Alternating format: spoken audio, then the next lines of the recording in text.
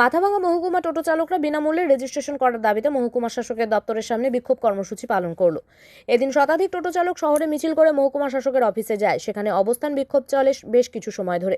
মহকুমা শাসকের সঙ্গে আলোচনা করেন টোটো চালকের প্রতিনিধি। টোটো চালক আফিক আলম ও পরিতোষ ঘোষ বলেন, টোটো কেনার সময় ট্যাক্স জিএসটি দিয়েছি আমরা, তারপরও নতুন করে তাৎক্ষণিক রেজিস্ট্রেশন করতে বলছে পরিবহন দপ্তর। আমরা সাধারণ টোটো চালক, আমাদের দাবি রেজিস্ট্রেশন বিনামূল্যে করে দেওয়া হোক।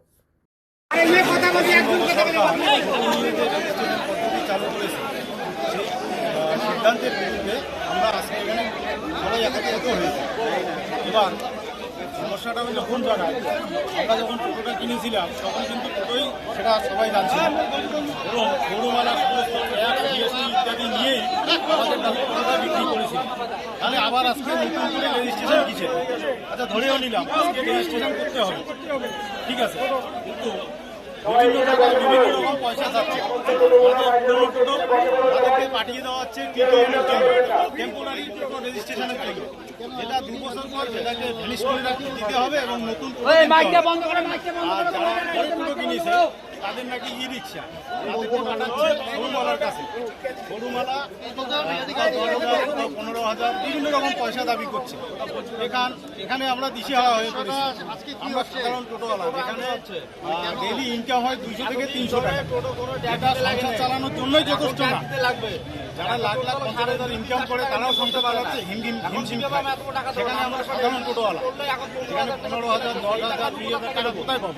কোথা থেকে আমরা বলছি যে এই জন্য আমাদের যেটা দাবি, টোটো রেজিস্ট্রেশনটা করা হোক সরকারের তরফে, সেটা সরকারের তরফে ক্যাম্প করে আরটিওর মাধ্যমে বিভিন্ন জায়গায় করা হোক, সরলীকরণের মাধ্যমে, যাতে কারো পেটের হাত মারা না যায়। বাস এটুকুই আমাদের বক্তব্য আছে। আজকে আমরা এসডিও সাহেবকে সেই অনুরোধই করবো। আমার নাম রফিক আলম। আমি বলছিলাম যে আমি টোটোওয়ালা একজন, ঠিক আছে, আমি এইচএস পাস, ঠিক আছে, আমি এইটাই করে ফেলি আমি, ঠিক আছে।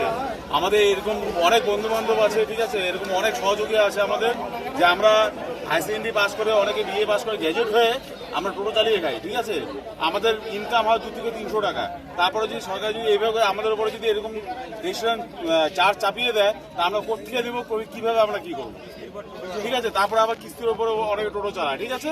তাহলে আমরা কীভাবে আমরা সংসার চালাবো, কি বউ বাচ্চা নিয়ে কী করবো আমরা?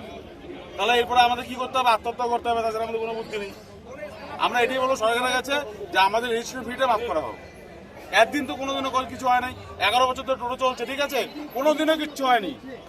তা আমরা আজকে আমি বলছি আমি এইচএস পাস, ঠিক আছে, অনেকে গ্র্যাজুয়েট পাস হয়ে এরা টোটো চালাচ্ছে, অনেকে লেবারি করছে, বাইরে চলে যাচ্ছে, ঠিক আছে। এরপরে আমরা বাইরে যেতে হবে বউ বাচ্চা নিয়ে, তাহলে আমরা বউ বাচ্চা নিয়ে কি করতে হবে? আমরা কিছু করতে হবে আমার। আমি চাচ্ছি আমি সরকারের কাছে আমাদের রেজিস্ট্রেশন ফিটা মাফ করা হোক, বছর বছর যেটা দিতে হবে, মাসে মাসে দিতে হবে, সেটা মাফ করা হোক।